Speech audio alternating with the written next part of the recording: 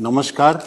मैं doctor Madan Lal Bhatt, vice chancellor King George medical university. आज मैं संक्षेप से कोविड-19 कोरोना वायरस इन्फेक्शन से बचने के लिए और उसके खतरों के बारे में संक्षेप में बताने जा रहा हूं। सबसे पहले मैं ये बताना चाहूँगा कि विश्व में 98% कोरोना वायरस के मरीज माइल्ड नेचर के हैं, केवल 2% मरीज गंभीर हैं। इन 98% मरीजों को अगर केवल अपने स्वास्थ्य का ध्यान रखें, आराम करें और किसी तरीके की कोई स्ट्रेस या टेंशन न लें तो ऐसे मरीज स्वतः ठीक हो सकते हैं।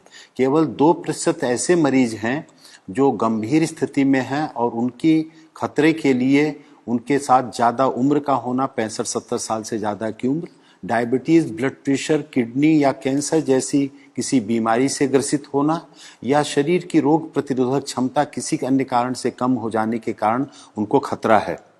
वास्तव खतरा तो 1% से कम है, क्योंकि कम्युनिटी स्प्रेड जो विश्व में हो गया है इस समय, जो सर्विलांस सोसाइटी में हो रहा है कम्युनिटी में, उससे ये देखा जा रहा है कि हजारों हजार मरीज ऐसे हैं और भारतवर्ष में 60 से 70% ऐसे मरीज हैं जो एसिम्टोमेटिक हैं। अगर उन एसिम्टोमेटिक मरीजों को देखा जाए तो भारत में भी मृत्यु दर 1% से कम है। वास्तव में मृत्यु दर तो 3% है जिन मरीजों को देखा गया है, लेकिन वास्तविकता ये है कि अगर सोसाइटी का पूरा सर्वे किया जाए तो 1% से कम मृत्यु दर निकल के आएगी।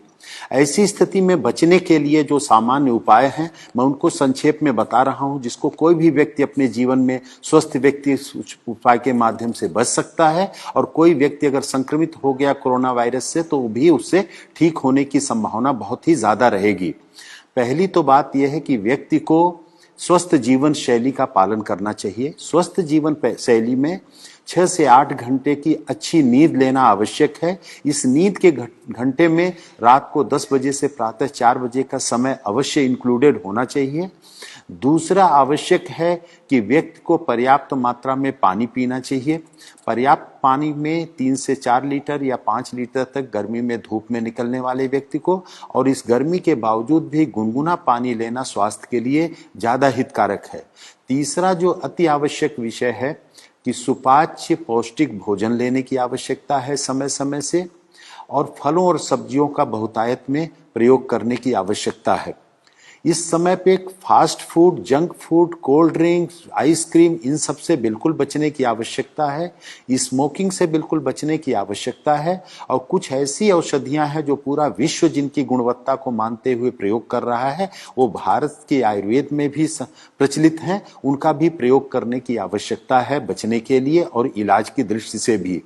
इसमें सबसे आवश्यक है जो सिट्रस फ्रूट्स हैं, नींबू, संतरा, मौसमी, उनका सेवन करना। नींबू को गुनगुने पानी में डाल करके अदरक के टुकड़े के साथ अगर उनको उबाल के लिया जाए तो वो रोग प्रतिरोधक क्षमता भी बढ़ाता है और कोरोना में ठीक होने की संभावना भी बढ़ावा देता है। उसके साथ गिलोय रोग प्रतिरोधक क्षमता बढ़ाती है। गिलोय का काढ़ा लेना या अदरक, काली मिर्च का काढ़ा लेना तुलसी के पत्ते के साथ उबाल करके सुबह शाम लेना भी इसमें हितकर है। दिन भर गर्म पेय पदार्थ लेते रहना, जैसे हर्बल टी है या ग्रीन चाय का प्रयोग करना भी इसमें स्वास्थ्य के लिए हितकर है। हल्दी का भी ऐसा प्रभाव देखा गया है कि रोग प्रतिरोधक क्षमता भी बढ़ाती है, वायरल इन्फेक्शन से बचत करती है। तो हल्दी दूध में डाल करके साथ में अगर काली मिर्च को भी प्रयोग किया जाए, खास तौर से हल्दी 4 तो काली मिर्च 1 के अनुपात में अगर दूध में डाल करके लिया जाए तो ये भी कोरोना इन्फेक्शन में सहायक है।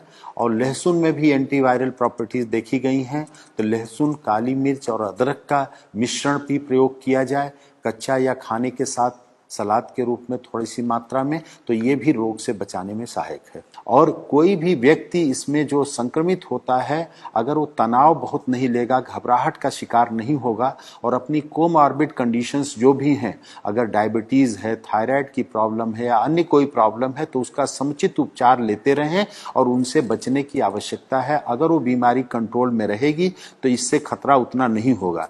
और एक सौभाग्य की बात है कि प्रारंभ में माना जाता था कि गर्भवती महिलाओं के लिए, बच्चों के लिए भी ये बहुत खतरनाक बीमारी हो सकती है, लेकिन जो भारत में देखा गया है कि गर्भवती महिलाएं भी बहुत जल्दी ही शीघ्र वायरल फ्री होकर के डिस्चार्ज हो रही हैं। हमारे किंग जॉर्ज चिकित्सा विश्वविद्यालय में 2 महिलाएं 6 महीने और 8.5 महीने की प्रेगनेंसी के साथ 5 दिन से कम समय में वायरल फ्री होकर के डिस्चार्ज हो गई। छोटे बच्चों में भी 3 महीने का बच्चा, एक गोरखपुर में, हमारे यहाँ 2.5 वर्ष का एक बच्चा, उत्तर प्रदेश में एक और 9 महीने का बच्चा, ऐसे महाराष्ट्र में भी छोटे बच्चे नवजात शिशुओं को वायरल इन्फेक्शन से, इस कोरोना वायरस से मुक्ति बहुत ही शीघ्र मिल गई।